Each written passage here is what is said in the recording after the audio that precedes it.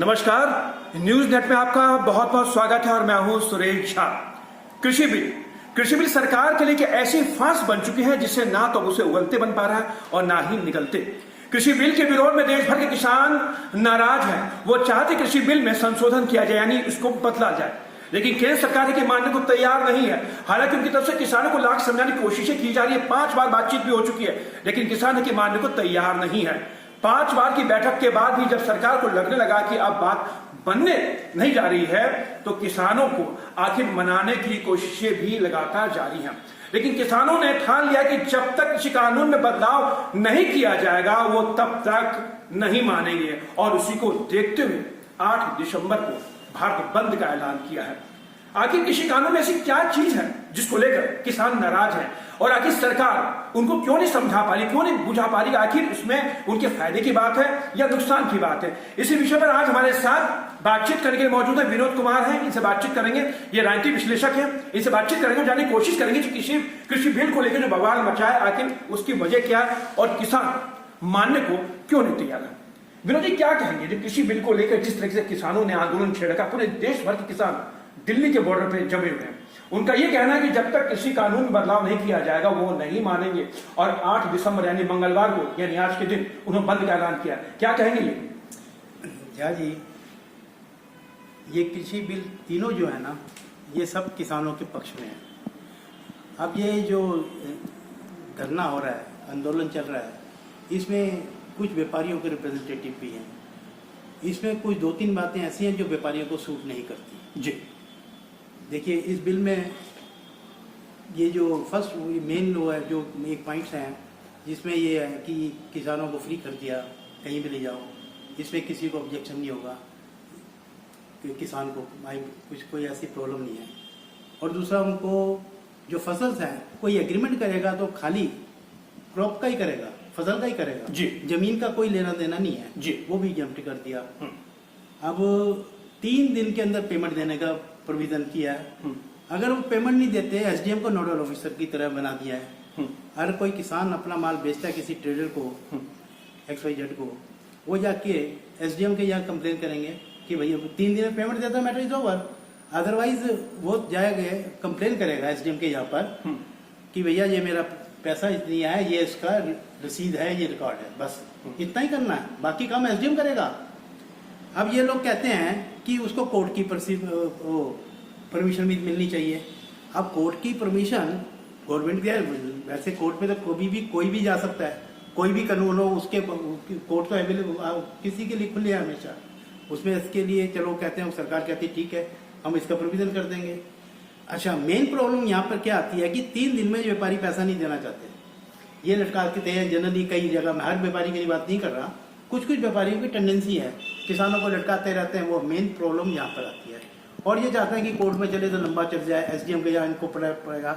SDM के यहाँ एक और प्रॉब्लम हो सकती है कि मान लो एक ट्रेडर है, वो 10-12 किसानों का माल रेगुलर डिफॉल्टर हो रहा है, तो एसडीएम के नोटिस बोर्ड पे वो लोग, उसको पावर होगी नोडल ऑफिसर, मैं समझता हूँ यहाँ तक, वो उसे ब्लैक लिस्ट कर देगा। अब उस ट्रेडर्स के बाद माल जाएगा नहीं। कोर्ट के जारी में हजारों केस चल रहे हैं, तो कोई किसी को ब्लैक लिस्ट नहीं करता कोर्ट, कभी किसी को। कोर्ट बेस वाइज वो इंडिविजुअल बेसिस पे डिसाइड करता है क्या है, क्या उसका चलता रहता है। इस तरीके से वो ले व्यवस्था चाहते हैं। इसकी वजह से मुझे लगता है कि ये थोड़ा हैंगपैंग है। ये कहते हैं कि काला कानून वापस लो, काला कानून है ये जो चीटिंग करते हैं व्यापारी उनके लिए है। किसानों ये बताइए विनोद जी, अभी आपने 3 बातें कही हैं कि इसमें तीनों बातें किसान के पक्ष में है, और किसान पढ़ा लिखा भी, और देश भर का किसान आंदोलन कर रहा है। आपको ध्यान होगा कि देश भर के किसान जो दिल्ली के बॉर्डर पे बैठे हुए हैं वो हिलने को तैयार नहीं है। तो ये 3 बातें जो आपने बताई, क्या उनकी समझ में 3 बातें नहीं आ पा रही हैं? देखिए, सोए हुए को जगाया जा सकता है, जागे हुए को जगाया बड़ा कठिन है, ये लोग सबको मालूम है। लेकिन ये कोई पॉलिटिकल खेल चल रहा है। अब ये मोदी जी को तो इलेक्शन के जरिए नहीं है, पब्लिक उनके साथ है, चारों तरफ उनकी वो हो रही है। अभी हैदराबाद के रिजल्ट आए हैं, उसके अंदर भी मोदी जी का अच्छा परफॉर्मेंस, बीजेपी का अच्छा परफॉर्मेंस रहा है। तो ये सब प्रॉब्लम है, पॉलिटिकल प्रॉब्लम है ये, इसका पॉलिटिकल सोल्यूशन ही होगा। यानी कृषि बिल की आड़ में जो मोदी पे निशाना साधा जा रहा है, कुछ राजनीतिक दल हैं जो मोदी पे निशाना साधे, आप यही कहना है?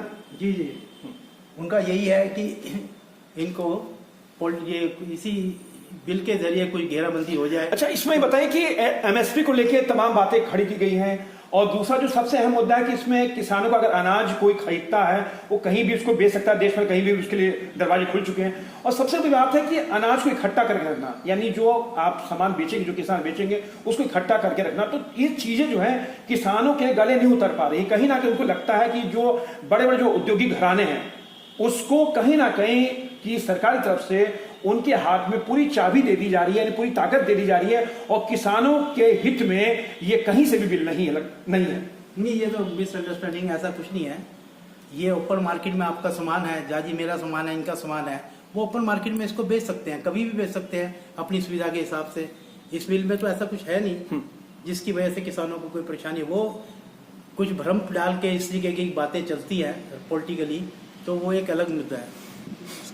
अच्छा, ये बताइए कि जो सबसे बड़ा सवाल है कि आपसे सिंपल भाषा में आपसे जानना चाहेंगे कि किसान नहीं समझ पा रहे हैं, सरकार की भाषा नहीं समझ पा रहे हैं। सरकार लगातार कोशिश कर रही है किसानों को समझाने की, उनको बुझाने की, लेकिन किसान नहीं समझ पा रही। आप अपनी सिंपल भाषा में किसानों को क्या कहेंगे कि बिल में जहां जहां उनको दिक्कत है, जहां जहां उनको तकलीफ है, उनको आप समझाइए। आप जरा देखिए, किसानों को ये तीनों बिल है ना, ये तीनों बिल किसानों के पक्ष में है।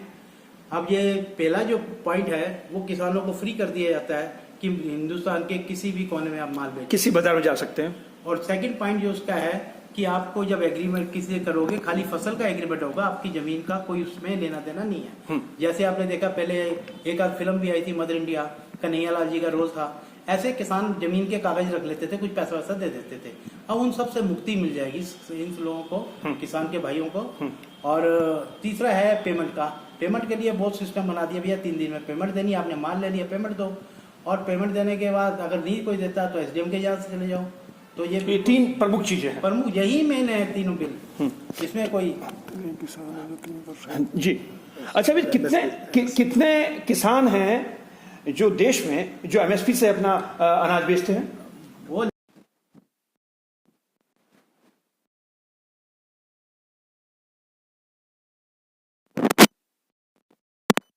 मार्केट के अंदर है। चलिए आपका सर बहुत बहुत धन्यवाद। ये थे राजनीति विश्लेषक विनोद कुमार जो हमारे साथ बातचीत कर रहे थे। किसान बिल को लेके जो पूरे देश में कोहराम मचा हुआ है, तमाम किसानों ने दिल्ली के पूरे बॉर्डर पे डेरा जमा रखा है, और किसान चाहते कृषि बिल में संशोधन किया जाए क्योंकि वो बिल कहीं से भी उनके हक में नहीं है, और वो यही चाहते। लेकिन सरकार जो है टस से मस्त नहीं हो रही है। हालांकि सरकारी तरफ से तमाम कोशिशें की जा रही है कि किसानों को समझाया जाए, उनको बताया जाए कि बिल उनके हक में है, लेकिन किसानों को लेके जो कोहराम मचा हुआ है। हालांकि किसानों ने 8 दिसंबर को जो भारत बंद का ऐलान किया है, क्योंकि किसानों ने ठान लिया है कि जब तक कृषि बिल में संशोधन नहीं किया जाएगा तब तक वो अपनी मांगों पर अड़े रहेंगे। लेकिन अब देख रहे हैं सरकार मानती है या नहीं मानती है। कैमरा पर्सन राहुल के साथ सुरेश झा, न्यूज़ नेटवर्क, दिल्ली।